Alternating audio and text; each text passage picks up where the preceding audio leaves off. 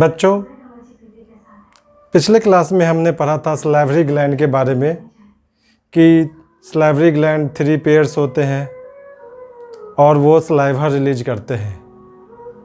जब हम लोग सलाइवरी ग्लैंड के आगे बढ़ते हैं तो आता है इसोफेगस।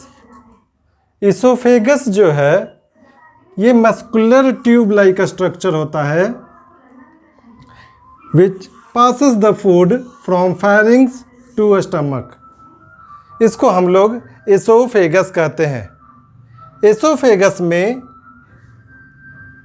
ये ऑलवेज पेरिस्टलेटिक मूवमेंट होता है। जैसे हम लोग भोजन को इंजेस्ट करते हैं, after chewing the food it moves into oesophagus and in oesophagus peristaltic movement takes place. This is the peristaltic movement. Peristaltic movement is the contraction and relaxation movement. Is called peristaltic movement. ये हमारा oesophagus है। अगर food यहाँ पर है तो यहाँ पर हम लोग ऊपर में कॉन्ट्रैक्शन मूवमेंट होगा। जिस जगह पे कॉन्ट्रैक्शन मूवमेंट होता है ठीक उसके नीचे relaxation movement occurs. And after that when food passes, again contraction, again relaxation movement occurs. This process continues until the food cannot reach to the stomach. So this is all about esophagus. Esophagus Latin words है जो esophagus शब्द से बना है। esophagus के बाद आता है स्टमक। स्टमक जो है lies between the oesophagus and duodenum. Oesophagus जहाँ एंड होता है स्टमक बिगिनिंग होता है। हम लोग कह भी सकते हैं कि stomach lies between the oesophagus and duodenum. आप इसको ऐसे भी समझ सकते हो कि stomach is the first part of the small intestine.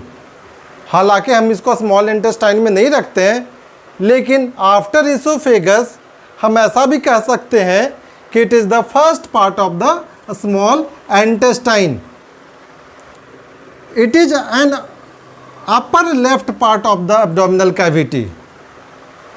अगर हम पोजीशन देखें स्टमक का तो stomach is present on the upper left part of the abdominal cavity, यानी कि स्टमक आपके बॉडी के लेफ्ट पार्ट की तरफ होता है। इस पॉइंट को आप याद रखेंगे, जिसमें 2 स्फिंक्टर मसल्स लगे होते हैं, एक oesophageal sphincter muscles and pyloric sphincter muscles. ये sphincter muscles during the digestion of food and the entry of food and the exit of food item के टाइम पर ये दोनों sphincter muscle oesophageal sphincter muscles and pyloric sphincter muscles regulate the entry and exit of the food particles. Oesophageal sphincter muscles regulate the entry of the food and pyloric sphincter muscles regulate the exit of the food. Stomach में अगर हम लोग देखें तो 4 different region होते हैं। The first is cardiac, fundus, body जिसको हम लोग कॉर्पस भी कहते हैं, and the last is pylorus. यहाँ पे जो डिफरेंट रीजन्स है हमने आपको दिखा रखा है। This is stomach. स्टमक में जो अपर रीजन है that is fundus, this is cardiac region, this is body region and this is pyloric region. तो ये 4 रीजन होते हैं स्टमक में। स्टमक के अंदर बहुत सारे डाइजेस्टिव एंजाइम्स रिलीज होते हैं with help of different types of cells, जो कि यहाँ पर स्टमक में गैस्ट्रिक जूस को रिलीज करते हैं। This is all about stomach. यहाँ पे एक और बात देखने वाली है कि स्टमक के अंदर बहुत सारे डिफरेंट टाइप्स ऑफ सेल्स होते हैं टू रिलीज डाइजेस्टिव एंजाइम, लेकिन जो मुख्य है वो 3 तरह के सेल्स होते हैं, zymogen cells, parietal cells and mucus cell. Zymogen cells को हम लोग चीफ सेल्स भी कहते हैं, पेप्टिक सेल्स भी कहते हैं। ये सिक्रीट करता है enzyme pepsinogen. Parietal cell secrete enzyme HCl and the mucus cell secrete enzyme mucus. यहाँ पे जो पेप्सिनोजेन है, this is the digestive enzyme. ये डाइजेस्टिव एंजाइम है, it digest the food particles. HCl, it makes the food acidic, and the mucus, it protects the stomach wall by the action of HCl and other active enzymes। तो हम इसको detail में पढ़ेंगे at the time of digestion of food in a stomach. Small intestine. Small intestine में 3 parts होते हैं, duodenum, jejunum and ileum. Duodenum जो है वो anterior part of the small intestine है, जबकि jejunum is the middle part of the small intestine. Ileum is the posterior part of the small intestine. Duodenum जो होता है स्ट्रक्चर होता है, जबकि जेजेनम थोड़ा सा कॉइलिंग लाइक स्ट्रक्चर, जबकि इलियम सबसे ज़्यादा कॉइलिंग इसी में पाया जाता है। डियोडेनम एक्चुअली जब हम लोग स्मॉल इंटेस्टाइन को देखते हैं ना, तो small intestine have different layers. जो भी हमारा फूड पाइप है, they have the different layers, जैसे सिरोसा, मस्कुलरिस म्यूकोसा, म्यूकोसा, सब म्यूकोसा। तो अगर हम लोग डियोडेनम के सब म्यूकोसा लेयर में देखेंगे तो यहाँ पे अबंडेंट नंबर ऑफ ब्रूनल्स ग्लैंड पाया जाता है, जो कि अल्कलाइन म्यूकस रिलीज करता है। ये अल्कलाइन म्यूकस जो है, जब digested food from the stomach से डियोडेनम में एंट्री लेते हैं तो वो उसको अल्कलाइन नेचर में बदलता है।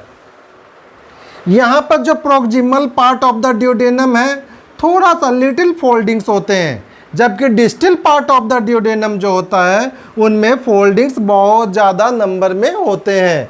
और धीरे धीरे number of Willey also increases. Willey जैसे जैसे डियोडेनम से हम लोग इलियम के तरफ बढ़ते जाएंगे, number of Willey increases for the absorption of food.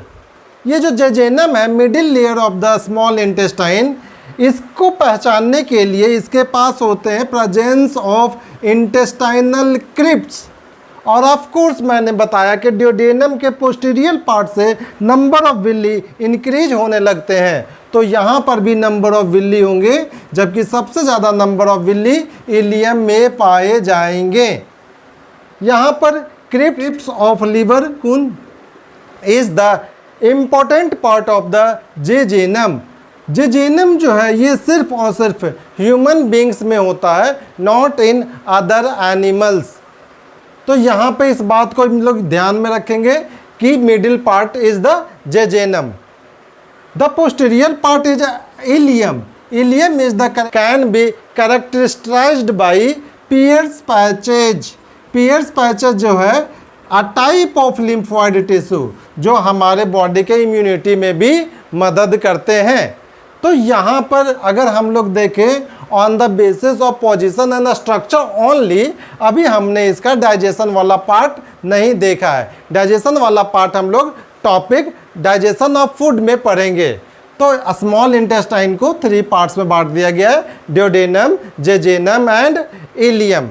यहाँ पर हम लोग एक बात को और ध्यान रखेंगे कि duodenum receive the secretion from liver and pancreas. Liver जो है बाइल जूस बनाता है, और बाइल जूस जो है लीवर के बॉडी के अंदर गॉल ब्लैडर में कलेक्ट हो जाता है, और ये गॉल ब्लैडर से बाइल जूस डियोडेनम में आता है। उसी तरह से पैंक्रियाज पैंक्रियाटिक जूस का फॉर्मेशन करता है, और ये पैंक्रियाटिक जूस भी के पास आके डाइजेशन ऑफ फूड को कंप्लीट करवाता है, ताकि डियोडेनम में every type of food can be digested.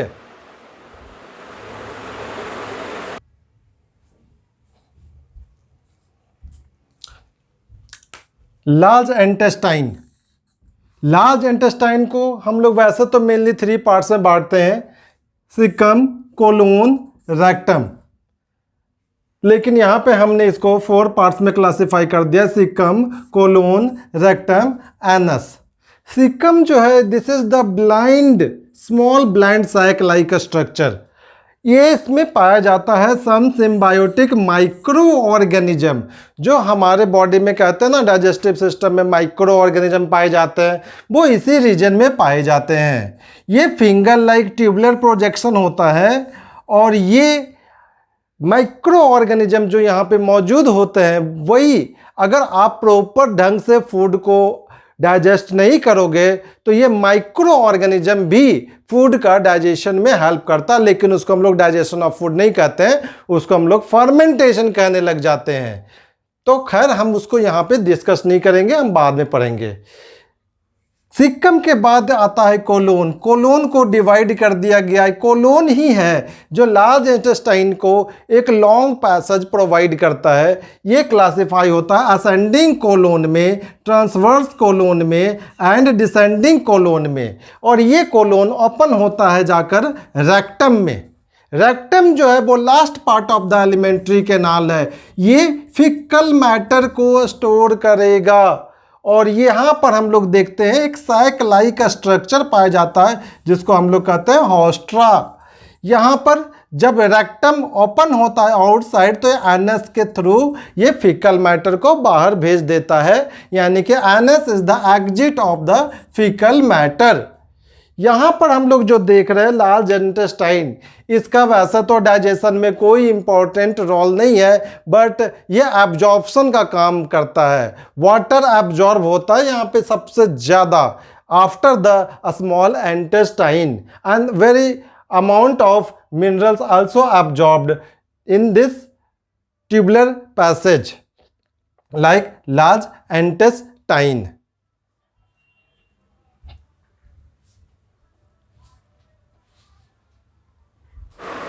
बच्चों